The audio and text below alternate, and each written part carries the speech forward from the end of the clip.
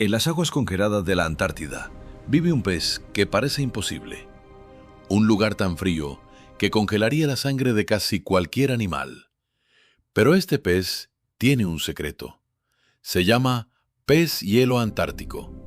Su sangre es casi transparente y en lugar de hemoglobina, su cuerpo produce proteínas anticongelantes. Gracias a eso, evita que el hielo se forme dentro de él y puede sobrevivir en uno de los océanos más fríos del planeta.